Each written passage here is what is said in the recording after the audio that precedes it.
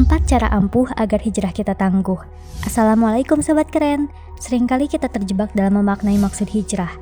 Hijrah secara makna berarti pindah atau move on, baik itu dari suatu tempat ke tempat lain maupun dari suatu keburukan menuju kebaikan. Namun, pada praktiknya, hijrah tentu tidak selalu mulus dan akan ada saja rintangannya.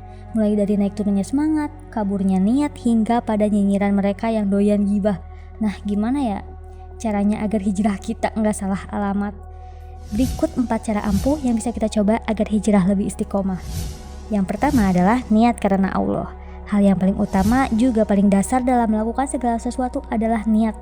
Niat seringkali disepelekan loh, padahal sesuatu dinilai sesuai dengan niatnya kan. Niat kita mau hijrah harus karena Allah Ta'ala ya guys. Jangan sampai ada niat lain selain karena Allah, apalagi buat nyari jodoh. Sebenarnya tidak masalah hal tersebut dijadikan motivasi.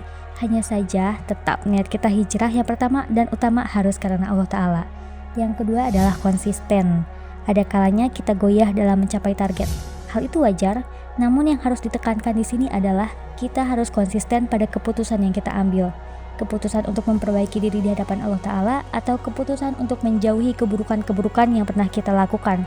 Hal ini bisa dimotivasi dengan selalu mengingat niat yang sudah kita tanamkan dalam hati. Ini sebabnya niat harus karena Allah, bukan karena manusia atau karena hal lainnya. Sebuah hadis mengatakan, Nabi Shallallahu Alaihi Wasallam ketika kembali dari bepergian dan melihat dinding-dinding Madinah, beliau mempercepat laju untanya. Dalam hal ini, kita sudah diberi contoh oleh Rasulullah Shallallahu Alaihi Wasallam ketika beliau hendak bepergian ke suatu tempat yang selalu beliau ingat adalah Madinah, tanah air beliau. Hal tersebut menggambarkan beliau sosok yang konsisten juga sangat cinta pada tanah kelahirannya. Yang ketiga, fokus memperbaiki diri.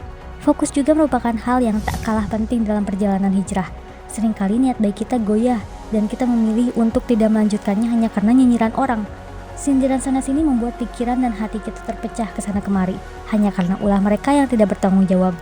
Namun, di sini kita harus egois, artinya tidak usah memikirkan apa kata orang dan fokus saja terhadap diri kita yang sedang memperbaiki diri.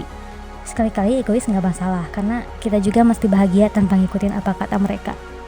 Yang keempat adalah doa. Ini langkah terakhir yang paling jitu untuk meraih sesuatu. Iya, doa, karena tanpa doa semua akan sia-sia. Segala upaya telah kita lakukan. Tugas kita selalu berdoa memohon kepada Allah Ta'ala, semoga niat kita hijrah selalu dipermudah dan mendapatkan berkah. Penasaran kan? Coba saja buktikan.